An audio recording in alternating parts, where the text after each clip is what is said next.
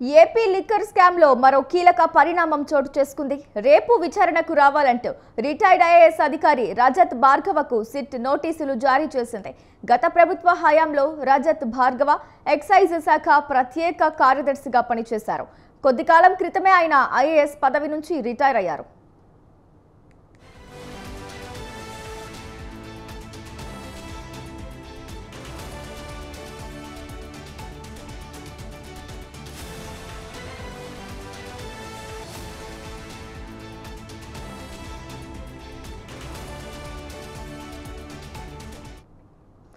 AP liquor scam లో మరో కీలక పరిణామం అయితే చోటు చేసుకుంది. రేపు విచారణకు రావాలంటూ రిటైర్డ్ ఐఏఎస్ అధికారి రజత్ భార్గవకు సిట్ నోటీసులు జారీ చేస్తుంది.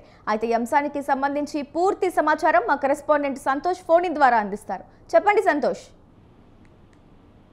గత ప్రభుత్వంలో లిక్కర్ కుంభకోణం అనేది కూడా ఇప్పుడు తాజాగా కూటమి ప్రభుత్వంలో అయితే కనుక వెలుగులోకి తీసుకొచ్చినటువంటి పరిస్థితులు కూడా కనబడతా ఉన్నాయి. ఈ నేపథ్యంలోనే ఇక లిక్కర్ స్కామ్ కేసులో ఎవరైతే నిందితులు ఉన్నారో వారిని ఇప్పటికీ అదుపులో తీసుకోవడంతో పాటు అధికారులను సైతం కూడా ఇప్పుడు సిట్ అధికారులు అదుపులో తీసుకోవడం ఇప్పుడు చర్చనీయాంశంగా మారిందని కూడా తెలుస్తా ఉంది. ఈ యొక్క మద్యం పాలసీ రూపకల్పన నుంచి కూడా కమిషన్లు తీసుకోవడం వరకు ఇక సిట్ సంబంధించినటువంటి అది విచారణకు అయితే కనుక హాజరు కావాలంటూ కూడా సీనియర్ ఐఏఎస్ అధికారి ఇప్పటికే ఏదైతే ఇటు రజత్ భార్గవ్ అయితే కనుక నోటీసులు అందించడం కూడా జరుగుతోంది. రేపు సిట్ కార్యాలయానికి రావాలంటూ కూడా ఈ నోటీసులో తెలియజేయడం కూడా జరుగుతోంది. అయితే లిక్కర్ స్కామ్ కేసులో ప్రధాన నిందితుడైన కసిరెడ్డి రాజశేఖరెడ్డిని కూడా మొత్తం ఆబ్కారీ శాఖను చేస్తుంటే సీనియర్ ఐఏఎస్ అధికారి కనీసం అభ్యంతరం కూడా చెప్పలేదని కూడా ఇటు ప్రధానమైనటువంటి ఆరోపణలు అయితే కనుక వినిపిస్తున్నటువంటి పరిస్థితులు కూడా కనబడతా ఉన్నాయి. అదేవిధంగా ఇటు జగన్ పాలనలో ఎక్సైజ్ శాఖ ప్రత్యేక ప్రధాన కార్యదర్శిగా కూడా ఈ యొక్క రజత్ భార్గవ్ అనేది కూడా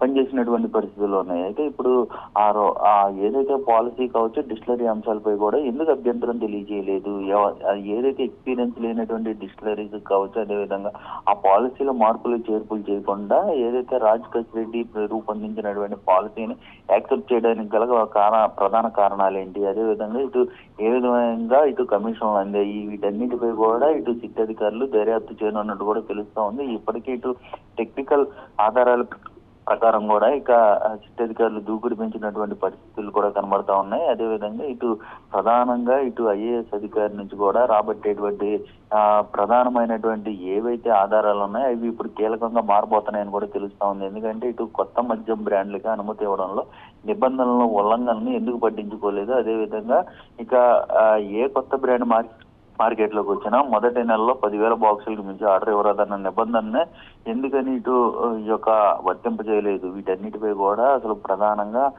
విచారణ అనేది కూడా చేయనున్నట్టు కూడా తెలుస్తా ఉంది. మొత్తం దాదాపు ఈ యొక్క 3,500 కోట్ల రూపాయల మద్యం కుంభకోణంలో ఇటు అధికారుల పాత్రపై కూడా ఇటు దూకుతున్నటువంటి పరిస్థితులు అయితే కనుక కనబడుతున్నట్టు తెలుస్తా ఉంది.